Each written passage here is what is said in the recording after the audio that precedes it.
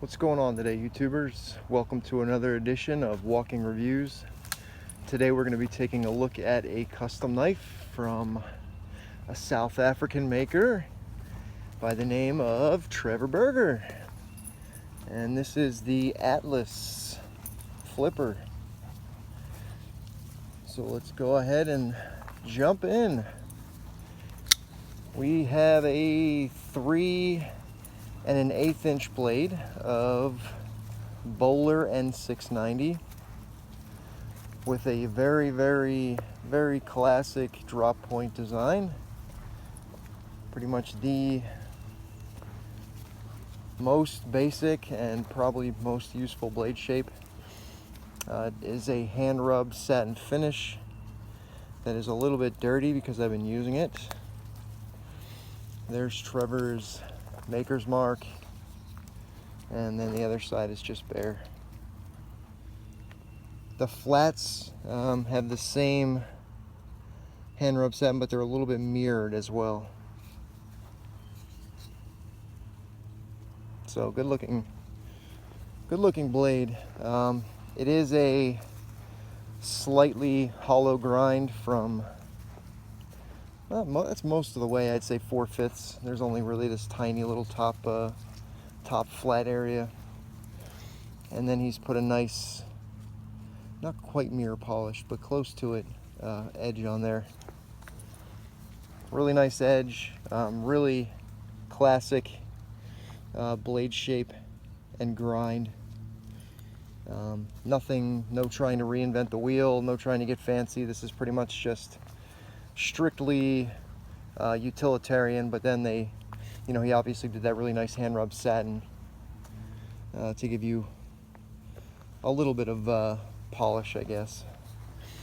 So handle length is 4 1/4 for an overall length of under 7.5. It's just under 7.5 inches. Bolsters here are a bead blasted titanium, and the scales are kind of a distressed black micarta. I really love the look of the handle scales on this knife.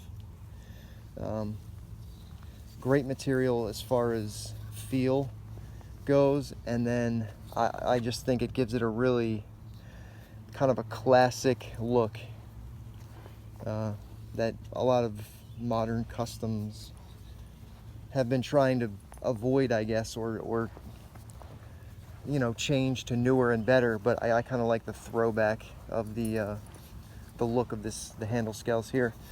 It is a liner lock, obviously, with anodized titanium liners. Pretty much the standard for South African makers seems to be the anodized blue titanium liners. There's your lockup. There is zero lock stick of any kind. I'll show you yeah, there you go. Just no lock stick whatsoever, and just super duper smooth. Yeah, really. I had actually owned an Atlas Flipper, a frame lock, and it was one of his first, I shouldn't say one of his first, but it was one of his earlier Atlas Flippers. And I'll be honest, I wasn't really thrilled with it, but I had heard that he had been making some changes, especially to the liner lock version. You can see there's the full-length black G10 backspacer. So yeah, I'd heard he'd been making some changes to his process, and I gotta say, it's really paid off. This is so fun to use. It fires out nice and hard, and just drops shut like that.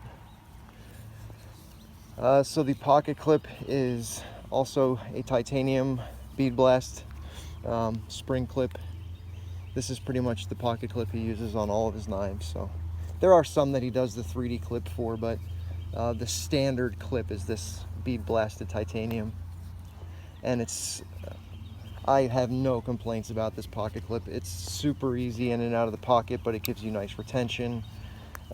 It doesn't draw attention at all. It gives you just the right amount sitting out of your pocket. So yeah, there's your centering, by the way.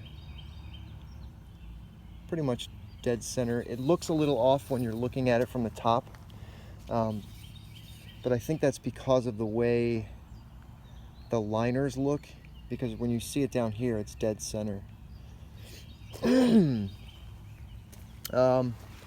Another thing to note is the insanely tight tolerances. That has never changed when it comes to Trevor. He's always had extremely tight tolerances. Same with, Andre.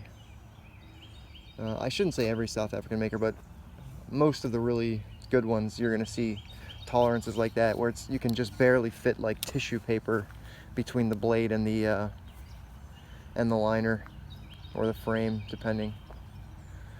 So the flipper tab, again, simple, not trying to reinvent the wheel, not super low profile, but not anything gaudy or big, and it's just got that little touch given to it, the little hole, and it works perfectly well.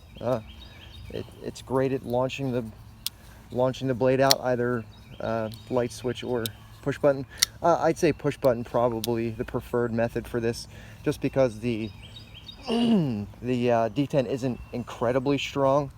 It's strong enough that you get deployment like that consistently, but it's not like certain like Thorburns. It's not going to give you that feedback when the blade opens. It's not kicking your wrist back.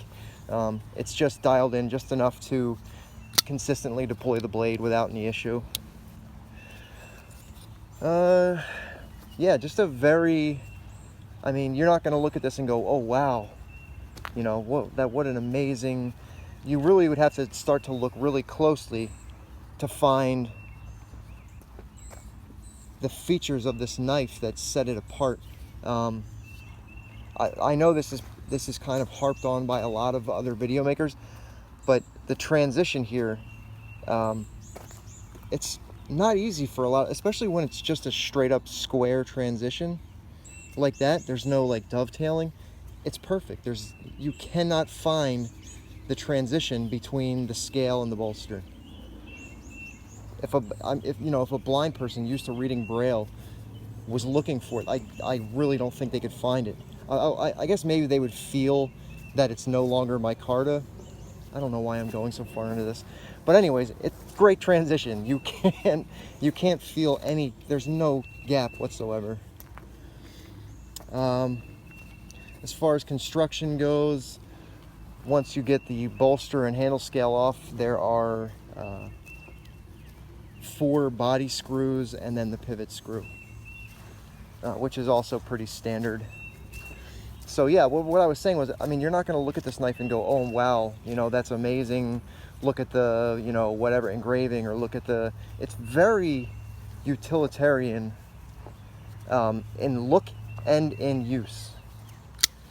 Just a super, ergonomically, you can see here, he's obviously given a lot of thought to how he wanted the shape of this to be, and you have just the slightest groove here, and then it swells a little bit, and then you get that little piece at the end to kind of lock your pinky in, and that's exactly where my hand sits. I guess if you had hands much bigger than mine, your finger would probably sit on the bottom of it, but for me, my hand fits perfectly right in that groove. So super comfortable. There's no jimping up top. It's also a hidden stop pin. So yeah, there's no jimping, but for this you really don't need it. It's between the flipper tab and then this groove down here. There's no chance that this is coming out of your hands, no matter what you're doing. Just a great user knife. But you also get incredibly tight tolerances, a handmade knife. Obviously the hand rub satin blade is, I think, pretty beautiful. Yeah, when people talk about Tom Mayo, his knives are so beautiful because they're so simple, I think this is on that level. It's just a gorgeous yet really simple knife, with some action that you're not gonna find really outside of the highest tier maker. So yeah, as far as value goes, for me this has, I say this has a lot of value, but it is not cheap. This was like $5.50, and that's generally around what you're going to pay for these, between that $500 and $550 mark. Is what you're going to find them for. For me, I think it's totally worth it. But I can see where, you know, for some people it might kind of price them out of it for a knife that, you know, is very simple, and it's, you know, it really does kind of beg to be used every day. But I mean, if you were the type of person to just kind of save up for that one knife that you were going to use and kind of show off, I think this would be a good candidate for that. You wouldn't really feel bad putting it to use, but at the same time, like, you could definitely show this off to another knife person, and they would, if they knew anything about knife making, they would be pretty impressed. So yeah, it fills that niche between utilitarian, but also just, you know, beauty and simplicity, I guess, is what I'm trying to get at. Yeah, so that price point, it's kind of getting harder and harder to distinguish between, like, where that value lies and where it doesn't. I was extremely happy. I honestly didn't know. It was kind of a roll of the dice for me ordering this knife, but now that I have it, and I've been using it for a while, I'm super happy that I ordered it. So take that for what it's worth.